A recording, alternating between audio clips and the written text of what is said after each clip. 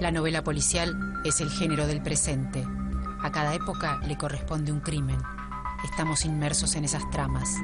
Coleccionar policiales es adentrarse en el vértigo, el espanto, el deleite, la intriga, pero también en dilemas morales y sociales. Las zonas oscuras de la naturaleza humana se leen claramente en una buena novela policial.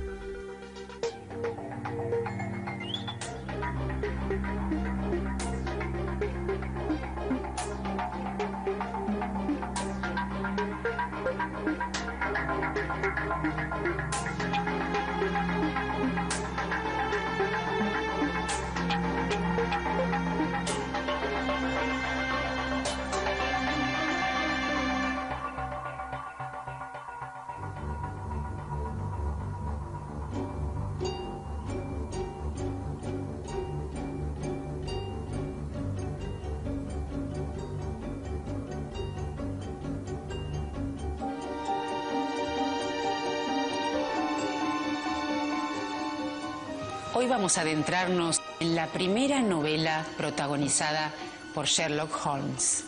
Y a veces uno conoce tanto al personaje que se desprende de la novela que olvida lo buena que era esa misma novela. Por eso les recomiendo leer a Conan Doyle, sobre todo este primer encuentro en el que Watson, el doctor Watson, que viene herido de una guerra y que tiene que retirarse del ejército, conoce por primera vez a Sherlock Holmes y comparte la primera aventura donde se plantea el método para resolver un enigma.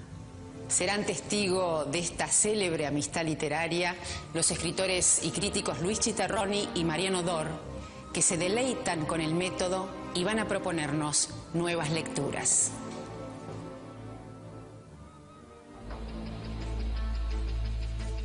Arthur Conan Doyle nació en Escocia en 1859 y murió en Inglaterra en 1930.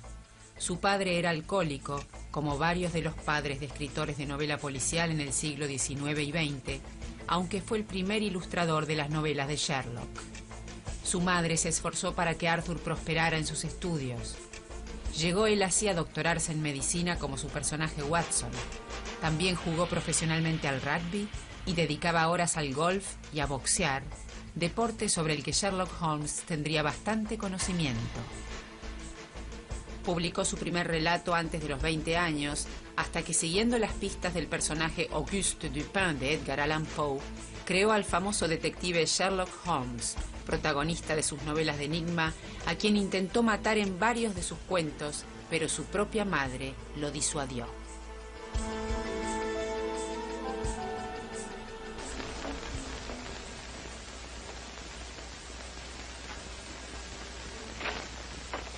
It works. It really works. You realize you've just entered the greatest chapter in the history of forensic medicine. You're Dr. Watson. Yes, I am. What works? Foolproof test for hemoglobin. You realize what this means, of course? No, I don't. You must be Sherlock Holmes. It will create a revolution in criminal investigation. Yes, I'm Holmes. How did you know I was Watson? Because you've just come back from Afghanistan. How do you do? How you do? How did you know I'd just come back from Afghanistan? Well, it's written all over you. The problem has generally been that a man is suspected of a crime months after the crime is committed. Then when they find bloodstains on objects of clothing, they can't be sure if it's blood, mud, or rust stains. But this solves the whole thing, of course. Oh, of course. Of course. Good. Oh. Tell me, Holmes. Yes. How did you know I just got back from Afghanistan? Well, it's obvious. Now, that's what you said before. It isn't a bit obvious. You're a doctor, that much we know. But with the air of a military man, therefore an army doctor. You've acquired a sunburn. I know it's not your natural color because your wrists are white. Your eyes tell me that you've recently been ill. I'd say some sort of tropical fever. You use your left arm stiffly as though you've sustained a wound. Now the problem becomes, where would an army doctor have contracted a fever, sustained a wound? The answer, my dear Watson, is in the present campaign in Afghanistan, naturally. Naturally. Of course, it's obvious.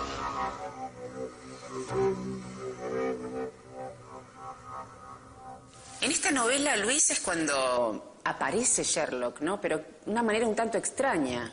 Sí, para alquilar algo con otro, digo, es más por una cuestión de subsistencia, claro. De comodidad y de economía, ¿no? Que Watson y Holmes viven juntos en la calle Baker Street.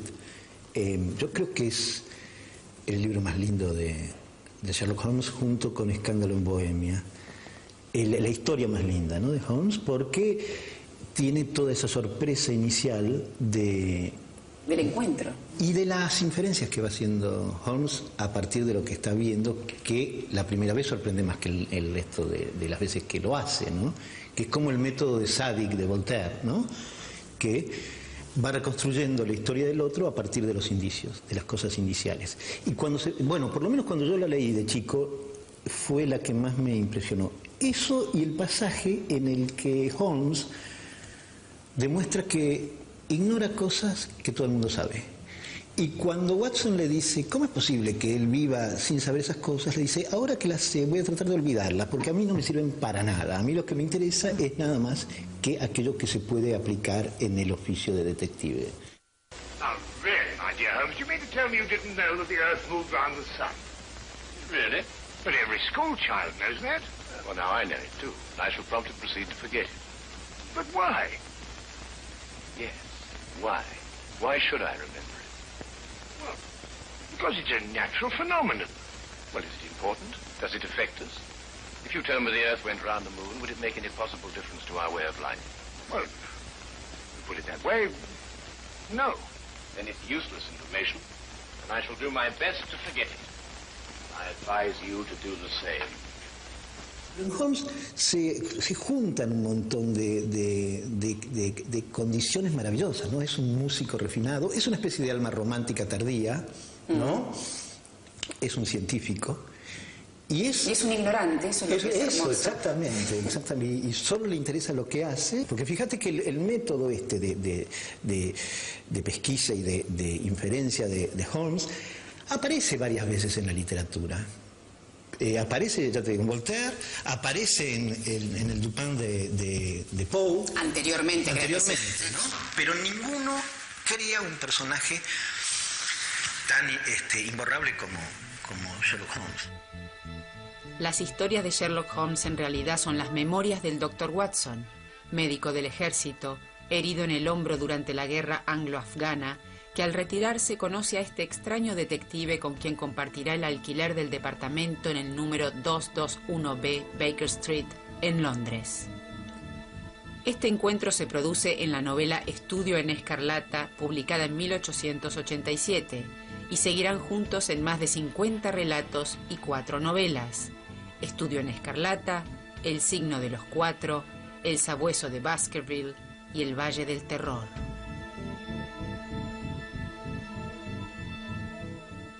Mariano, contame para vos quién es Sherlock. A veces se discute si Sherlock Holmes es un positivista. Un dandy. Claro, un romántico. El dandy también estaría entre las dos cosas, ¿no? Y a veces yo termino diciendo, bueno, que es una falsa polémica. Como que nosotros tendemos a ser sherlockianos en determinadas maneras de observar la realidad o cuando nos encontramos en nuestra vida observando el mundo como si fuera un jeroglífico o un código, ¿no? Como, se trata de una nueva manera de observación, me parece, ¿no? I believe we have a visitor. Really? Is he coming here? I believe so. I would also say he's a retired sergeant of Marines. Oh, you know the man? Never clapped eyes on him before in my life. Well, in that case, that's one of the wildest statements I ever heard. How can you possibly guess he's a retired sergeant of Marines? You've never seen him. A guess, my dear Watson. A calculated deduction.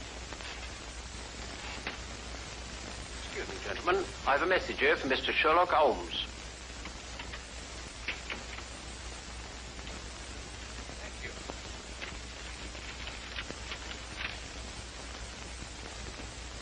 excuse me. Sir? Do you mind telling me your occupation? Not at all, sir. I'm a civil servant employed by the police department. Thank you. I just wondered. Not at all, sir. How long have you been with the police department? Just a year, sir. Before that, I was a sergeant in the Marines. Good day, gentlemen. How did you know?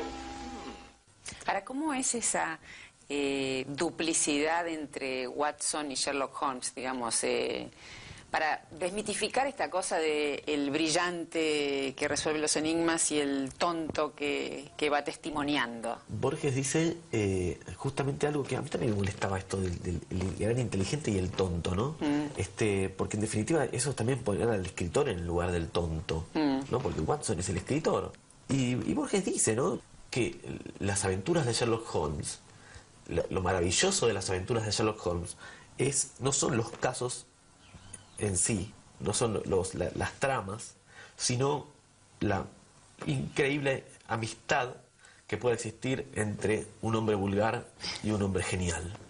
La amistad siempre es algo increíble, y hacer un relato de una amistad y encontrarlo en el policial me parece algo genial, ¿no? Cuando Conan Doyle decide matar a Sherlock, ¿no? Y después, bueno, se dice que los lectores casi lo matan a Conan Doyle por matarlo a Sherlock, y entonces aparece la famosa resurrección. La famosa resurrección de Sherlock Holmes, y es muy hermoso ver cómo Watson cuando vuelve a verlo, ¿no?, cuando se vuelve a encontrar con Sherlock, es realmente un hombre enamorado, ¿no? Es realmente un hombre enamorado. El enamorado y el detective son roles o lugares o funciones muy similares, ¿no? El enamorado está siempre leyendo códigos, está siempre buscando, es un celoso, digamos, está siempre buscando señales, ¿no? El enamorado está buscando señales, pero también está buscando aprobación. Está buscando que lo admiren, ¿no? Exactamente. Y en este caso, Sherlock todo el tiempo busca el aplauso de Watson, pero a partir de cierta denigración, que es lo que funciona en una pareja. Sí, tal cual. How did you know that man was an ex-sergeant of Marines? Who? A messenger from the police. Oh, yes, the retired sergeant of Marines. That's what I said. Well, there's nothing mysterious about such observations, my dear Watson, but unfortunately when explained, they lose their romantic order of mystery. My decision was based on observation and logical deduction. The man had a large anchor tattooed on the back of his hand. This was visible from our window. I admit I didn't notice it at the time, but since you mention it, I think there was an anchor. Oh, there was indeed. He also wore regulation sideburns and had a slight nautical robe. Thus I judged him a Marine. En realidad, también es algo es maravilloso, ¿no? La construcción del conocimiento de Sherlock Holmes. Bueno, ese es un tema fundamental, ¿no? Como... Increíble, realmente. La construcción del conocimiento. Y la deconstrucción. Watson le hace un comentario, no sé si está leyendo el diario, y hace un comentario sobre Copérnico. Y Sherlock no lo ubica a Copérnico. Y Watson, que estaba fascinado con todos los conocimientos desplegados por Sherlock, le dice, usted me está cargando que no sabe quién es Copérnico. Le dice, no, le voy a agradecer muchísimo si usted me comenta, lo voy a escuchar con muchísimo interés, le dice Sherlock, ¿no? Entonces, Watson se ve en la situación un poco absurda de explicarle... o sea, que la Tierra gira alrededor del Sol y no que el Sol gira alrededor de la Tierra. O sea, que... Claro, es un conocimiento muy macro para lo que habitualmente hace Sherlock. No le sirve para nada. Claro. A Sherlock. Voy a procurar olvidarlo, le dice. Y ahí está la deconstrucción del conocimiento también, ¿no? Le dice, voy a hacer todo lo posible para olvidarme lo que usted me acaba de decir. ¿Por qué? Le dice. Porque no me sirve para nada. Sherlock sabía un número de cosas fuera de lo común e ignoraba otras tantas de todo el mundo conocidas. De literatura contemporánea, filosofía y política estaba casi completamente en ayunas. Mi estupefacción llegó, sin embargo, a su cenit cuando descubrí por casualidad que ignoraba la teoría copernicana y la composición del sistema solar. El que un hombre civilizado desconociese en nuestro siglo XIX que la Tierra gira en torno al Sol se me antojó un hecho tan extraordinario que apenas si podía darle crédito. «Parece usted sorprendido», me dijo Holmes, sonriendo ante mi expresión de asombro. «Ahora que me ha puesto usted al corriente, haré lo posible por olvidarlo». ¿Olvidarlo? Entiéndame, me explicó Holmes. Considero que el cerebro de cada cual es como una pequeña pieza vacía que vamos amueblando con elementos de nuestra elección. Constituye un grave error el suponer que las paredes de la pequeña habitación son elásticas o capaces de dilatarse indefinidamente. A partir de cierto punto, cada nuevo dato añadido desplaza necesariamente a otro que ya poseíamos. Resulta, por tanto, de inestimable importancia vigilar que los hechos inútiles no arrebaten espacio a los útiles. Ahora, de los detectives, dentro de lo que es el género policial, es el más acompañado, el que tiene más cotejo, ¿no? Porque ninguno está en pareja como Sherlock. Bueno, no, sí. Dupin está acompañado por el narrador. Sí, que es medio nabo. Bueno, también Watson es bastante nabo. Pero son las memorias de Watson las que leemos nosotros. Sí, por supuesto. Es nabo, pero es el que lo escribe. Bueno, pero el narrador no tiene que ser un poco tonto para que el relato nos interese, ¿no? Claro, el que es inteligente es el que vive, no el que escribe. Exactamente, el que escribe, sí. El biógrafo es un poco, ¿no? Patizambo, siempre un poco bobote, ¿va? Tras los dedicar la vida a otro quiere decir que la tuya mucho interés no tiene. Claro. Pero ¿quién era? El autor de ese famoso Armchair Detective que tiene Nero Wolfe.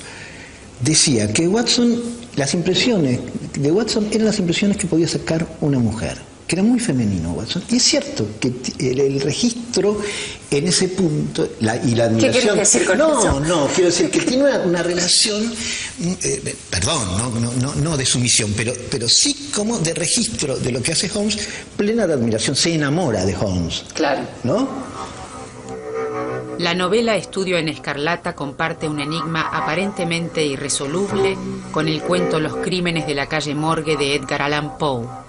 En el caso de Poe, se trata del misterio del cuarto cerrado. Las víctimas se encuentran en una habitación cerrada por dentro. En Estudio en Escarlata, sorprende que haya sangre en toda la habitación, menos en el cuerpo de la víctima, un tal Drever. ¿Cómo es el tema del método de Sherlock con respecto a la lógica? Se señala en cómo trabaja Sherlock, es un ejemplo clásico de aplicación del método científico. Y en el primer elemento, y que es algo que Sherlock se encarga de hasta los gritos, Sherlock es capaz de explicárselo a Watson, porque Watson, cuando están en el carruaje, Watson ya quiere empezar a decir, bueno, ¿qué le parece a esta señorita? ¿Cuál es el problema? ¿Usted qué es lo que piensa? Y entonces Sherlock, que por lo general viaja con los párpados bajos, o sea, no quiere ni mirar, porque no quiere meter falsa información en su cabeza, le repite datos, datos, datos, ¿no es cierto? Lo único que quiero es datos, ¿no? Si no tengo datos no quiero ni hablar de esto. Hablemos de la diferencia entre un violín Stradivarius y una Amati. Hay un momento también tan genial, ¿no? Donde Sherlock le hace una crítica literaria a Watson, esto es buenísimo, y le dice, como desdeñando, ¿no? los textos, y le dice, usted pone demasiado énfasis en los crímenes y en el móvil del crimen, y le dice, el delito es algo muy común, en cambio la lógica es una rareza. Usted tiene que escribir libros de lógica cuando ve lo que yo hago, no libros de crimen. Usted pareció sorprenderse cuando le dije en nuestra primera entrevista que había venido usted de Afganistán. Alguien se lo habría dicho, sin duda. De ninguna manera. Yo descubrí que usted había venido de Afganistán y le digo por qué. Por la fuerza de un largo hábito. El curso de mis pensamientos es tan rígido en mi cerebro que llegué a la conclusión sin tener siquiera conciencia de las etapas intermedias. Sin embargo, pasé por esas etapas. El curso de mi razonamiento fue el siguiente. He aquí un caballero que responde al tipo del hombre de medicina, pero que tiene un aire marcial. Por consiguiente, es un médico militar con toda evidencia. Acaba de llegar de países tropicales porque su cara es de un fuerte color oscuro, color que no es el natural de su cutis porque sus muñecas son blancas.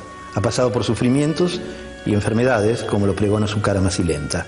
Ha sufrido una herida en el brazo izquierdo, lo mantiene rígido y de una manera forzada. ¿En qué país tropical ha podido estar un médico del ejército inglés, pasar por duros sufrimientos y resultar herido en un brazo? Evidentemente, en Afganistán. Toda esa trabazón de pensamientos no me llevó un segundo. Y entonces hice la observación de que usted había venido de Afganistán, lo cual lo dejó asombrado. Tal como usted lo explica, resulta bastante sencillo. Dije sonriendo. Me hace pensar en Edgar Allan Poe y en Dupin. Nunca me imaginé que esa clase de personas existiera de verdad. Sherlock Holmes se puso en pie y encendió su pipa, haciéndome la siguiente observación. Ahora, hay frases que son falsas y que se las atribuyen, viste, a Sherlock. Por ejemplo, elemental, querido Watson. Sí. Parece ser que no está en ninguna de las novelas. Yo nunca hice la pesquisa, ¿no? Pero sí, puede ser que la diga una vez, ¿no? Y que después haya sido a partir de una escena de cine, una cosa así, que se trasladó. Claro. Sí, ¿no? Puede ser que no apareciera inicialmente y que después en sucesivas ediciones le hicieran aparecer. La tradujeron. Claro. Conan Doyle era médico. Era escocés, médico, y quería escribir novelas históricas, no thrillers, no novelas policiales. Es decir, lo distrajo de su carrera literaria tener que armar las historias de Holmes, y no le hizo ninguna gracia tampoco, a pesar del éxito económico que le produjo una muy buena vida, tener que seguir escribiendo sobre Holmes. Así que en un momento decide matarlo. Lo mata y después lo tiene que resucitar porque tenía un éxito impresionante, Sherlock Holmes, con el público. O sea que Sherlock Holmes decidió la vida de Conan Doyle. Absolutamente, sí, recibió por lo menos su fortuna como escritor.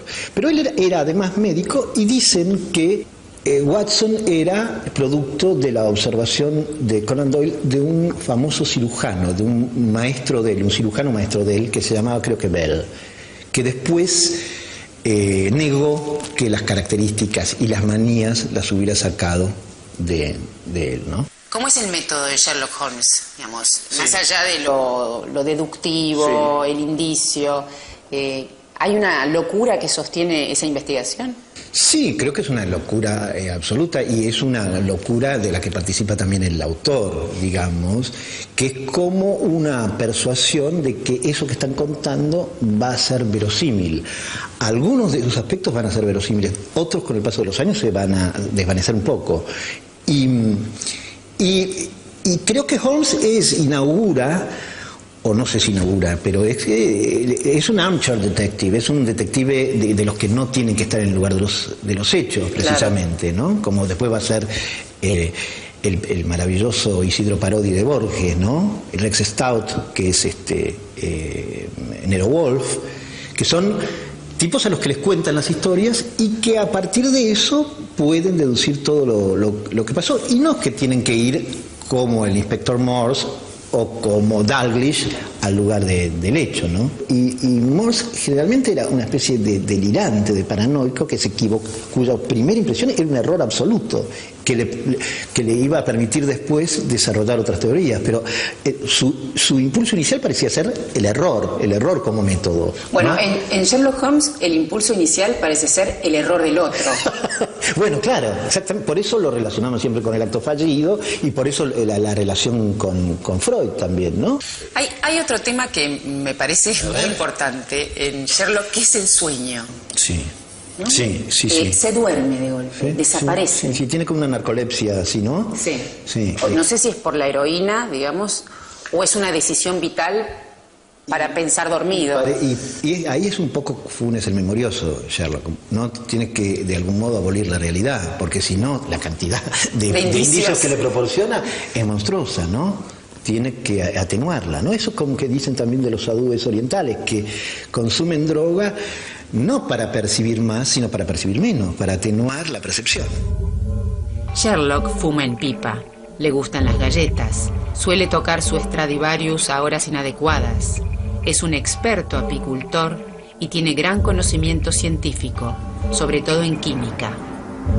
También se delecta con la literatura sensacionalista y consume cocaína en una solución al 7%, adicción que abandona gracias a la insistencia y favores de su fiel seguidor, el Dr. Watson. Sherlock Holmes nació en Estudio en Escarlata y a partir de ahí superó en fama la propia vida de su autor Arthur Conan Doyle. Luis Chitarroni y Mariano Dor dieron cuenta de esta existencia original que ya es todo un clásico.